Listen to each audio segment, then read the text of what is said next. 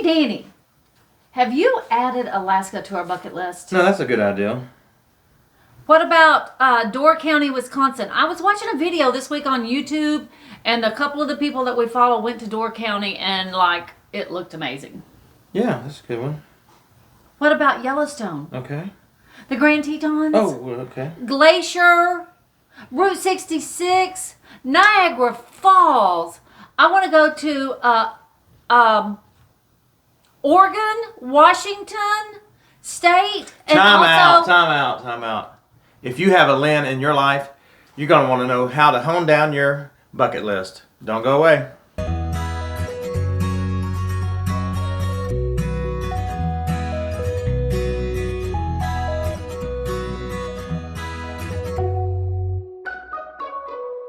If you're new to our channel, I'm Lynn. And I'm Danny, and welcome to RV America.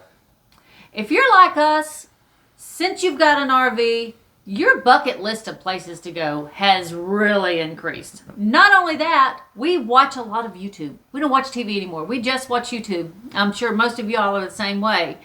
And that adds multiple new places every single day. The list is huge. Yeah, it's almost as long as our Christmas list. I like that up above. Okay, maybe. But we want to help you make sure you're doing the right thing at the right time by honing down and condensing your bucket list or knowing when to do things. So let's get into those. But before we get started, take a quick minute and hit the subscribe button for us.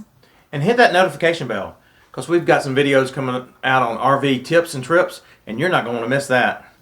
And don't forget to give us a thumbs up if you like our videos. Now let's get on to the important stuff.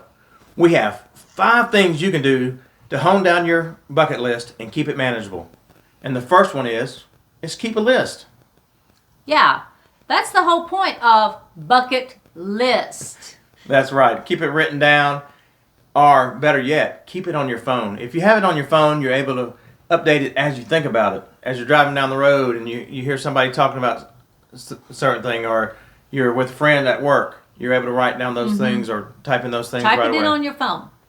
In fact, if you stay tuned until the end, we'll give you a go-to app that we use that will help you keep your bucket list on your phone, and you'll be able to share it with your loved ones. Which is really important to keep us both on the same page of where we're headed to next, that I want to go. That's right. Number 2, think about life events. Things happen in our lives. We have things we have to attend. We have weddings, we have graduations, we have babies being born, we have parents with anniversary parties. Sometimes we have friends with important things happening, and we need to be in a certain part of the country at a certain time. So what we're saying is think of these life events as you're planning your trips from your bucket list. Number 3, are any of the items on your bucket list age dependent? Let's admit it, our bodies change as we age, and Danny is never going to be able to climb Mount Everest at this point of time. I can do it. I can get back in shape. Yeah. But seriously, there are some things that you want to do of y'all that are still in your 20s and 30s. There's things you want to do now.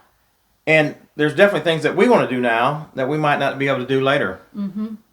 We can take a 5, 7, 10-mile hike now, but 10 years down the road, who knows? That's right. So check your bucket list. Are anything's age dependent or health dependent? So you want to get those done earlier in your life. Move them to the top of the list. Number 4, now that you have your bucket list and you have your life events to help you plan around what time of the year or what time of the season, and you see what you can or can't do based on things being age dependent. Now you combine those things. Certain things might be on a certain side of the country that you need to combine. For example, we have not been able to see our grandchildren that live up in the Boston area at all this past year. COVID kept them from flying and kept us from flying to them. Because of that, I'm going to see those grandbabies this summer. That's right.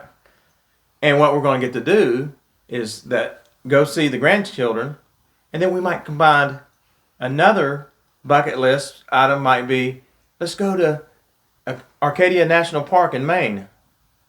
And then we can do another bucket list item and go to Nova Scotia in Canada. So we're building along the way just based on those life events. Yeah, and on the way to see them, we're going to knock Niagara Falls and Finger Lakes off because we don't want to just drive from here to Boston to see the grandkids. We want to see everything that's on our bucket list as much as possible between here and Boston. That's right.